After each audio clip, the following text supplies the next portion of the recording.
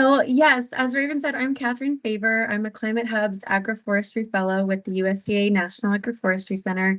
And I'm so happy to be here with you all to talk about how we can turn food deserts into food forests and all the benefits of putting community agroforestry into action to grow both community and climate resilience. So just a little overview of what I'm going to talk about today. First, we'll talk about what agroforestry is in general for those who aren't familiar with the term. And then we'll dive into one type of agroforestry system, food forests, also called forest gardens. And I am going to use those terms interchangeably because they mean the same thing. And then we're going to get into how food forests can be applied to urban and community spaces. And I'll also highlight some inspiring examples of food forests in the Southwest. And then finally, I'll introduce some tools and some things to think about that might help those who are interested in starting their own urban forest gardens. So just a quick note on what the National Agroforestry Center is. We are a government entity under the U.S. Department of Agriculture. So we're a partnership between the Natural Resources Conservation Service and Forest Service Research and Development, and also Forest Service state, private, and tribal forestry. So we research agroforestry in the U.S., and we also focus on science translation, outreach, education, and technical assistance in order to support agroforestry adoption across the country. So let's dive into today's topic. So as we know, urban areas around the country are facing a number of environmental and social issues.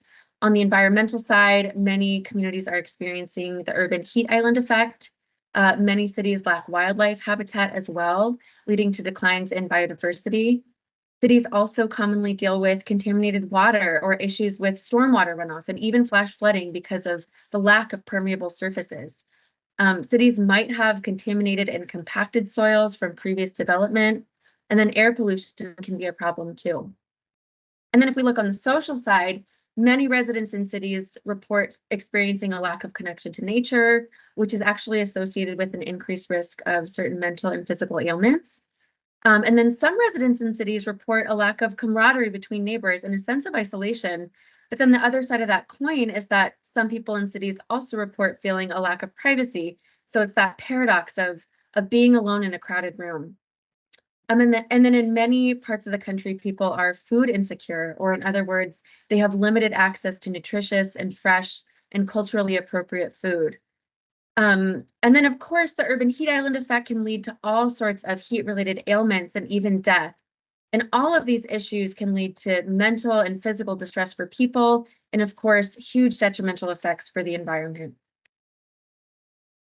And agroforestry is one tool that can address many of these problems if it's integrated into urban and community spaces. So that's the topic of this presentation, urban and community agroforestry, including food forests, and how they can just benefit people and the environment. But before diving into the urban and community side of agroforestry, I want to just zoom out really quick and define this term agroforestry because it might be new for some of us.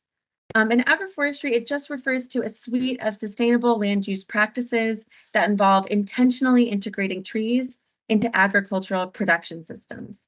So agroforestry creates integrated systems where you've got perennials plus another enterprise on one unit of land.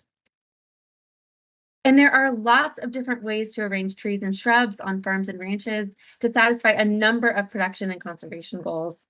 In temperate regions, including the Southwest, these are the 6 most common agroforestry practices or ways of arranging trees. So we've got silvopasture, windbreaks, riparian forest buffers, alley cropping, forest farming, and then finally forest gardens or food forests. And all of these systems are characterized by diversity and the smart utilization of vertical space.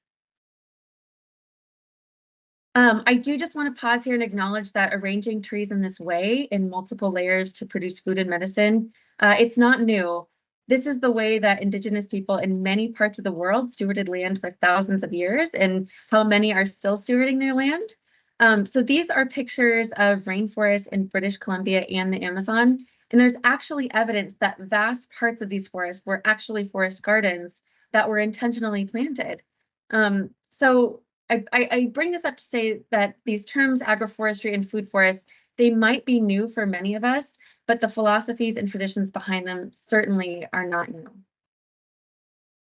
So that's a little bit of background on agroforestry.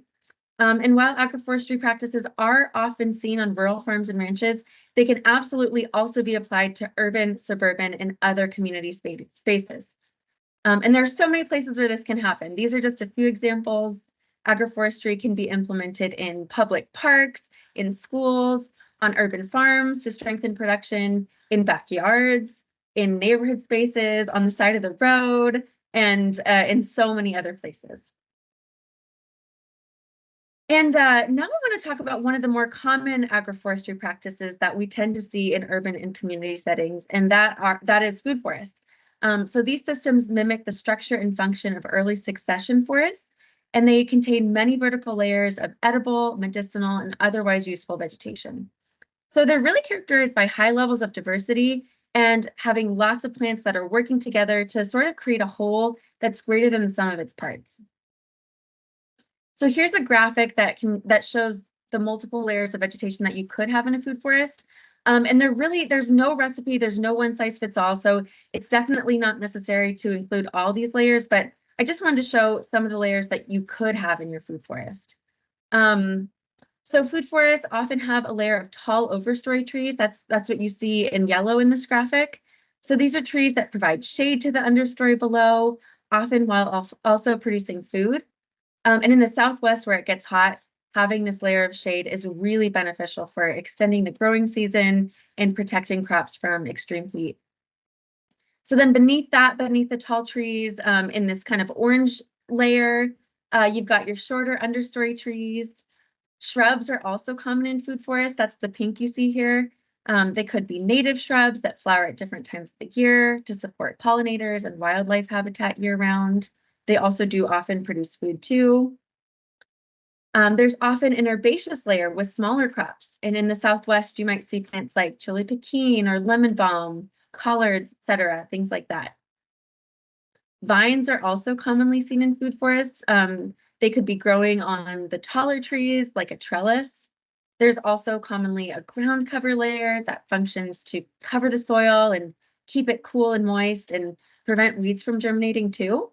And this layer can also be edible. So you could have plants like stinging nettle or purslane, nasturtium, things like that. And then there are often root crops that function to break up soil compaction and give exudates to the microbiome, but they also could produce food. So an example could be horseradish, turnip, things like that. So again, there's no recipe and you don't have to include all these layers, but the key takeaway here is that food forests are characterized by high levels of diversity and groupings of plants that work together to maximize synergistic interactions between species, while hopefully also minimizing competitive interactions between species. And also, food forests are a common agroforestry practice in urban areas in particular, because this way of organizing trees, it really packs a lot into a small space, and it can produce a huge variety of food. Okay, so now that we've defined agroforestry and food forests, I want to talk about some real world examples of these projects happening on the ground. The National Agroforestry Center a few years ago funded a project led by the National Center for Appropriate Technology to study community agroforestry around the country. And I got a chance to work on that project.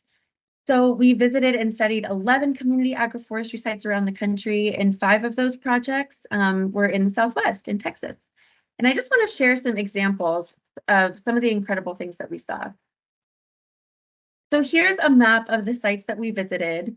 There were all different types of projects, which really speaks to how broadly agroforestry can be applied to different community settings. Some projects were small urban production farms. Some were public food forests that were owned by the collective in a community land trust. There were some food forests that were in public schools, and then a few sites had turned public parks into food forests. So I just wanted to show this map to highlight the wide range of settings in which urban food forests are being implemented. And now I want to zoom in on the Southwest. So again, 5 of the 11 sites that we studied were in the Southwest in Texas. And all of these projects were so inspiring. I really do wish I had time to talk about all of them. But I just want to take a moment to highlight one of them that was particularly inspiring, the Festival Beach Food Forest in Austin, Texas. So this is the Festival Beach Food Forest. It is a food forest on public parkland. And how it started, a power plant had been decommissioned nearby, and there was a community planning initiative to figure out what to do with underutilized parkland nearby. So the community got together and brainstormed for 2 whole years, and eventually they decided to create a public food forest. It's unfenced and it's open to the public 24 hours a day, 7 days a week. Everything that's planted is edible or medicinal, so people are encouraged to harvest and gather food at any time of the day. And these are some of the examples of the species that they chose in their various layers of the food forest. Although in reality, their species listed in the hundreds. It's pretty impressive. And because Austin does experience periodic droughts, a lot of these species are adapted to dryland environments, and most of them are native. So they're accustomed to low precipitation rates and they can withstand being watered less frequently. So in the overstory layer, the Festival Beach Food Forest planted pecans. Pecans produce food and shade while also supporting wildlife. Below that, in the understory tree layer, they planted mesquite. And mesquite is a great food source for pollinators, and it's also an important keystone species for native birds, like the loggerhead shrike. That's a bird in particular that really relies on mesquite. And mesquite also fixes nitrogen. And then beneath that, they planted agarita, a native medicinal shrub that's extremely drought tolerant and then also supports biodiversity. In the herbaceous layer, they planted comfrey, and comfrey is a medicinal when it's applied topically, and it's also a biomass producer and a nutrient accumulator. So it really can help to cycle nutrients in the system. Then in the ground cover layer, they planted Austrian winter peas because they not only produce food, but they also fix nitrogen and suppress weeds. And then for the root layer, they planted daikon radish, which helps break up soil compaction. And for the vine layer, they planted maypop, which is a delicious Texas native.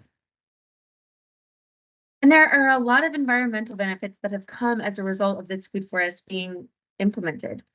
For one, these trees are sequestering carbon, of course, but beyond that, they're also significantly reducing the urban heat island effect. At this site, they actually measured differences in temperatures of up to 15 degrees Fahrenheit in the food forest. It's 15 degrees cooler. And even though the site, it's just 3/4 of an acre, so it's not huge, but it serves as a really important wildlife corridor for animals. All sorts of migratory birds and butterflies have been observed here, and that can be uncommon in cities.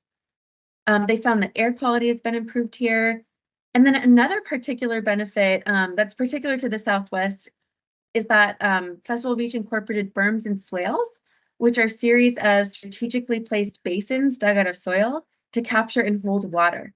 So you can kind of see in this bottom right picture, you can see a swale in between the nopal and the trees. And so when it rains, that swale fills up with water, and that water sinks down into the soil slowly instead of just running off the top. And that really leads to a lot of water savings. So all in all, there are some really great environmental benefits that have come out of this project. And there are a lot of social and community benefits that have come out of this project as well. For one, Festival Beach is producing large quantities of organic, nutritious, and free food that anyone in the city can come harvest at will, 24 hours a day. So that goes a long way in promoting food security. And then, as I already mentioned, the food forest is often 15 degrees cooler in the summer. And that 15-degree difference, that can be life-saving during heat waves in the Southwest. They also produce a lot of fun events too, like volunteer days and yoga in the park, festivals, community dinners, plant ID walks. And all these events bring people together. You know, it's a place to build community. And we all know that having community, it really is a fundamental community need. And then connecting with nature is another big benefit. People can take a break from the hustle and bustle of the city and just connect with something bigger than themselves. And Festival Beach, they've found that all these things really have led to mental and physical health benefits for the people who use this space. So that was just one example, but there are hundreds, if not thousands, of community forest gardens throughout the country and the world. So there's definitely room for more. It is possible, it's doable, and if you're interested in doing it, you absolutely can. There are several things to think about if you are interested in starting a food forest, and we won't have time to get into all these concepts today, but I do just want to leave you with them so you can begin to chew on them. Number one, it's always important to think about your goals, resources, and growing context whenever you're starting any sort of project. Land access is, of course, fundamental, and that can be hard to get, but there are a lot of creative ways that you can go about obtaining land for projects like these. We have some resources for that on our website. Another important thing to be aware of are municipal regulations and zoning. Every city is different, so just make sure you look into that before you get going. Utilities are also important to be aware of. Always call the 811 call before you dig hotline so that you don't damage any hidden utilities when you're doing your implementation. Another thing that I mentioned, cities do contend with contamination and debris. So if that's something you're dealing with, there are resources out there that can help address those issues, including resources from the EPA. And then if you're doing a project with public community involvement, it's always important to think about insurance and liability and where you're allowed to sell or not sell produce if that's a goal of yours.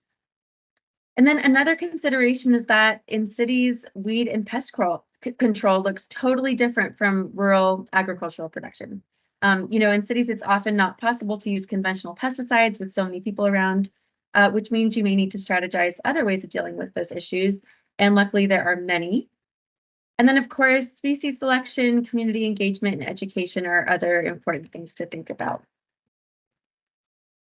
And I do just want to leave you with two more tools that I think are neat as a first step to starting a community agroforestry project.